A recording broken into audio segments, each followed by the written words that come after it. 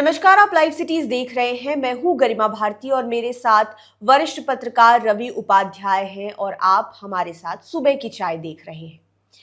पूरे देश में माहौल गरमाया हुआ है।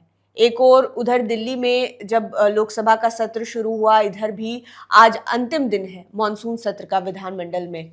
और इसी बीच में चारों ओर प्रदर्शन हो रहे हैं। दिल्ली से शुरू हुआ और अब पूरे देश में और खासतौर पे बिहार में ये दिखाई दे रहा है।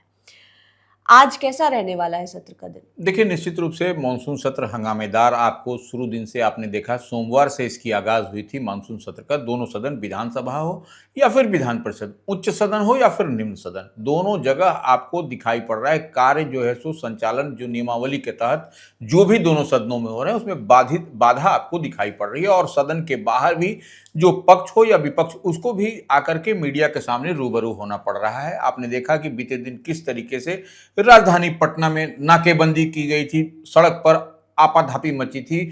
आपको पहली बार हमको देखने को मिला कि बीएसएफ और सीआईएसएफ, तमाम जो सो पैरामिलिट्री फोर्स और रैब को भी पटना की सड़कों पर दौड़ता हुआ किसी प्रोटेस्ट को रोकने के लिए दौड़ता भागता हुआ दिखाई पड़ा। और समझिए, राजधानी की जो यातायात ट्रैफिक व्यवस्था थी वह चरमरा गई थी और एक तरह से थम गई थी, वह दिखाई पड़ी। और आपने देखा भी कि बीते दिन की बात हम कर रहे हैं, लेकिन आज जो है सो फिर से जो है सो मानसून सत्र का अंतिम दिन है, तो फिर से हंगामा होगा दोनों सदन में। क्या लगता है छात्रों के प्रोटेस्ट पे भी आज फिर से बात होगी? देखिए, निश्चित रूप से जो जहानाबाद में बीते दिन जो ट्रैक खाली कराने के लिए, जो नीट के मसले को लेकर के जो कार्रवाई करने की बात हो रही है, जो परीक्षा की बात हो रही है, छात्र जो है सो वह जहानाबाद में रेलवे ट्रैक को जाम किया था, तो वह प्रदर्शन के लिए, हाँ, प्रदर्शन कर रहे थे। तो निश्चित रूप से रेलवे ट्रैक जाम किया गया था, पुलिस पहुंची, स्थानीय प्रशासन जहानाबाद की गई, खाली नहीं हो पा रहा था। उसको खाली कराने के लिए, रेलवे ट्रैक को, उस रूट को क्लियर करने के लिए, अप एंड डाउन दोनों मार्ग को,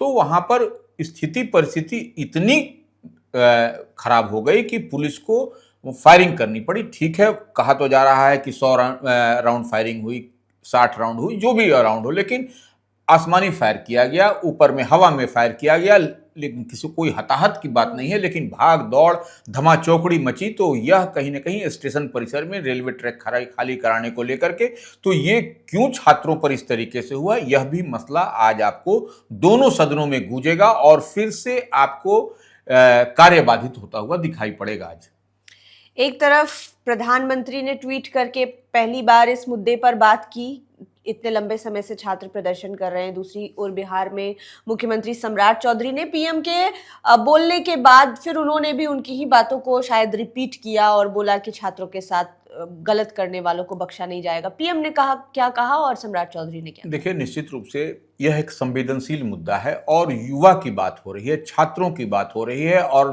दिल्ली में जिस तरीके से प्रोटेस्ट हो रहा है, यह पूरा देश इस चीज का गवाह बनता हुआ दिखाई पड़ रहा है। तो प्रधानमंत्री निश्चित रूप से देर से ही सही, लेकिन इस पर उन्होंने कुछ कहा।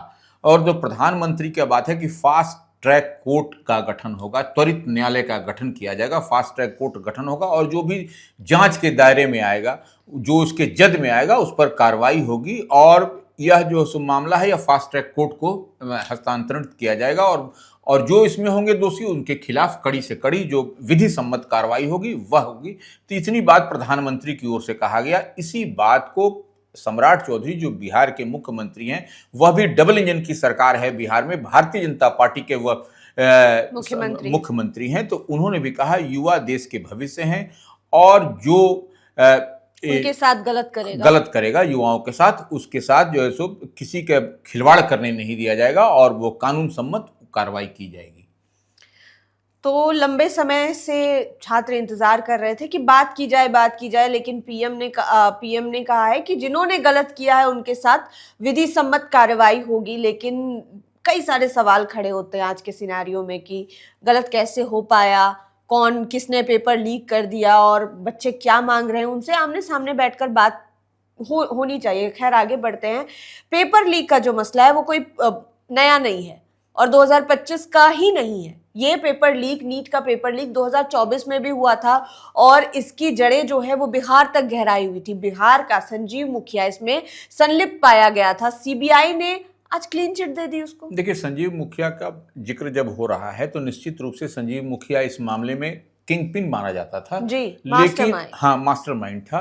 तो लेकिन जो सीबीआई इस मामले की अनुसंधान में लगी थी, सीबीआई 2024 से ही इस मामले को देख रही थी। जब से यह मामला उजागर हुआ, प्रतिवेदित हुआ, लोगों के आम आवाम के पब्लिक डोमेन में आया, तो यह जब सीबीआई सेंट्रल इन्वेस्टिगेशन एजेंसी इसकी जांच कर रही थी, तो उसने संजीव मुखिया को कहीं से भी इसमें संलिप्तता उजागर नहीं हुई। जितनी बात नीट पेपर लीक की हम बात कर रहे हैं, तो वो निश्चित रूप से संजीव मुखिया के लिए यह एक राहत भरी खबर है। और राहत भरी खबर इसलिए भी है क्योंकि बिहार से इसका कनेक्शन जुड़ रहा था और कहा जा रहा था कि संजीव मुखिया इसका मास्टरमाइंड है। तो यह एक बड़ी राहत की बात सामने आई है। भले उनके लिए राहत की बात हो, लेकिन सर बिहार की एजेंसियों ने जब जांच किया था तो संलिप्तता पाई गई थी। बिल्कुल। सीबीआई के हवाले में ये केस चला गया तो सीबीआई ने इतने दिनों के बाद क्लीन चिट दे दी है। ये कहा है कि जो पेपर चोरी हुआ या फिर बांटा गया उसमें संलिप्तता नहीं है। लेकिन एक सवाल ये पूरा मामला छोड़े जाता है कि संजीव मुखिया अगर दोषी नहीं है, अगर उसकी कोई संलिप्तता नहीं है, तो इसमें था कौन, ये भी जांच का विषय है। 2024 में पेपर लीक हुआ, उसकी वजह से कई बच्चे परेशान हुए, जिंदगियां खराब हुई, और अब फिर 2025 में हो गया। तो इस मामले को बहुत गंभीरता से लेने और जांच करने की बात है। अगर आप किसी को छोड़ रहे हैं तो बेशक आपने किसी को पकड़ा होगा या फिर आप नहीं, किसी को देखिए पकड़ने वाले हैं। अब इसमें जो भी हम लोग इसको डिकोड कर पा रहे हैं कि प्रधानमंत्री का, आपने देखा कि प्रधानमंत्री ने कहा कि जो भी दोषी होंगे, जो भी जांच के दायरे में आएंगे, जो भी जांच के दायरे में आएगा, जो भी दोषी होगा उसके खिलाफ कार्रवाई।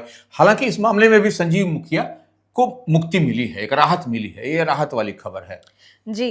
अब बात कर लेते हैं, आज तो खैर मॉनसून सत्र का अंतिम दिन है बिहार में, लेकिन एक दिन पहले यानी कि कल की हम बात करें तो बड़ा हंगामा हुआ, बहुत बवाल कटा, और खास तौर पर चर्चा होती रही छात्रों के भविष्य की और छात्रों के प्रदर्शन की। क्या कुछ हुआ उस? नहीं, देखिए निश्चित रूप से आपने देखा कि बीते दिन जिस तरीके से राजधानी पटना की सड़कों पर पैरामिलिट्री फोर्स के जवान दौड़ते हुए दिखाई पड़े, आपको छात्र छात्राएं भी भागते हुए दिखाई पड़े। आपको पटना के ऐतिहासिक गांधी मैदान से उनका मार्च प्रोटेस्ट शुरू हुआ, जो कि वीवीआईपी जोन अति संवेदनशील हमको माना जाता है। और देखिए सबसे बड़ी बात है कि मानसून सत्र चल रहा है, निषेधाज्ञा लागू है, 144 लागू है, बावजूद इसके इन लोगों का मार्च आपको राजभवन और मुख्यमंत्री आवास तक पहुंच गया। तो ऐसे में निश्चित रूप से जो उसके बाद से वीडियो फुटेज खंगाला जा रहा है, पटना पुलिस ने वीडियो फुटेज भी खंगाला, और जब जो वीडियो फुटेज खंगाला उसमें कई सारे जो चेहरे पहचान में आए, 60 चेहरे, हाँ 60 चेहरे पहचान में आए। तो अब उनके लिए छुपने छुपाने की जगह अब बची है, नहीं तो फिर पुलिस उनको आपको कार्रवाई करेगी। क्योंकि जब वीडियो फुटेज जो दिखाई पड़ रहा है उसमें लोग चल रहा है, पथराव कर रहे हैं, कई जो है सो माने जो विधायक हैं, जो मंत्री हैं या नेता हैं, उनकी गाड़ी को क्षतिग्रस्त कर रहे हैं। और यह मामला आपको विधानमंडल के सदनों में भी, विधानमंडल में भी गूंजा। कई विधायकों ने कहा कि हम अपनी जान किसी तरीके से बचा सके, क्योंकि हमको तो मारने और हमको गाड़ी पलटने की बात कही जा रही थी। तो ये अब देखिए इसमें 40 से 45 मैंने 56 के आसपास और 60 लोगों की तस्वीर वायरल की, मैंने पुलिस ने शेयर किया है। तो अब ये लोग निश्चित रूप से पटना पुलिस की पकड़ में आएंगे, क्योंकि फुटेज मिल गया है और इनका लोकेशन भी ट्रैक किया गया है। और लोकेशन ट्रैकिंग के आधार पर जहां तक मुझे जानकारी मिली है, ये जो 45 से 56 लोगों को पुलिस ने अपने हिरासत में लिया। बिल्कुल, देखिए अब तो पुलिस इंट्रोगेट करेगी, पूछेगी, इनसे इनपुट लेगी, इनपुट के आधार पर सटीक कार्रवाई होगी। क्या जो इनपुट पुलिस को मिलती है, अब ऐसे 60 तस्वीर की जो बात है, तो यह कहीं ना कहीं इनका कनेक्शन किससे है, किसने इनको भेजा, कहां से भेजा, यह सब तमाम तरह की बातें आपको पुलिस आपको बताएगी आने वाले समय में कि क्या कुछ हो रहा है जी। और सर विधान सभा के भीतर अगर हम कल की बात करें, बीते हुए कल की बात करें, तो हंगामा हो रहा था और विपक्ष के लोग जो हैं वो सदन में खड़े होकर छात्रों के लिए आवाज उठा रहे थे। उन्होंने जैसे ही छात्रों की बात करनी शुरू की तो हंगामा इतना बढ़ गया कि अध्यक्ष को इंटरवीन करना पड़ा। स्पीकर जो सुन रहे थे उन्होंने बोला कि हमारे कमरे में आइए, अलग से बात की जाएगी। कुमार सर्वजीत खड़े हुए थे आरजेडी। देखिए निश्चित रूप से विधानसभा की कार्रवाई की आप बात कर रही हैं। विधानसभा में विपक्ष के नेता हैं, अभी in the absence of Tejashwi Yadav, नेता प्रतिपक्ष विधानसभा में तेजस्वी यादव ही हैं। तो ऐसे में जब नहीं है तो उनके जो सिपाही हैं, सिपाही कहाँ माने सहयोगी कह लीजिए, उनकी पार्टी राष्ट्रीय जनता दल से कुमार सर्वजीत जो हैं, उन्होंने इस मामले को प्रमुखता के साथ रखा कि जो छात्रों के साथ में हो रहा है, ये कौन लोग हैं, क्यों छात्रों को ऐसा आतंकवादी कहा जा रहा है, उन लोगों को तरह तरह की बात से नवाजा जा रहा है। जबकि छात्र अपनी मांग रख रहे हैं, तो इसी को लेकर के आपको पक्ष और विपक्ष के बीच में नोकझोंक होने लगा।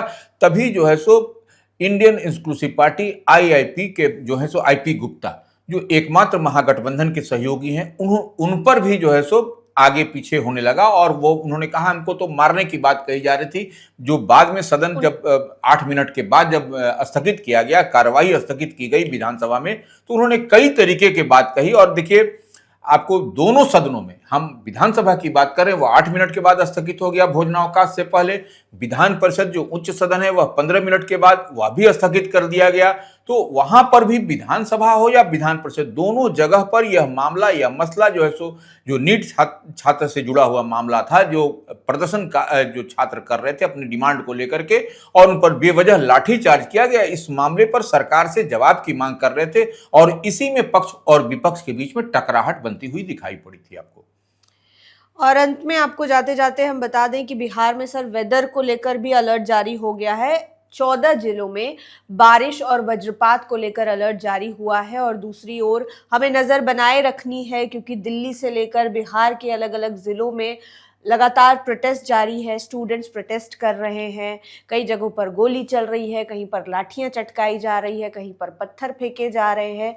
तो स्टूडेंट्स और उनकी जो मांगे हैं वो अपनी जगह बिल्कुल सही है, क्योंकि एक स्वस्थ हेल्दी डेमोक्रेसी में सबको अधिकार है अपनी बातें रखने का। लेकिन हम बार बार स्टूडेंट्स से ये अपील करते हैं कि अपनी सुरक्षा को ताक पर रखकर कुछ मत करिए। सबसे पहले देखिए कि आप कैसे सेफ रह सकते हैं, कहीं चोट ना लग जाए, कहीं कुछ ना हो जाए, कहीं कोई केस ना हो जाए। इन सभी चीज़ों का ध्यान रखिए, शांतिपूर्ण तरीके से अपनी आवाज़ को बुलंद करिए।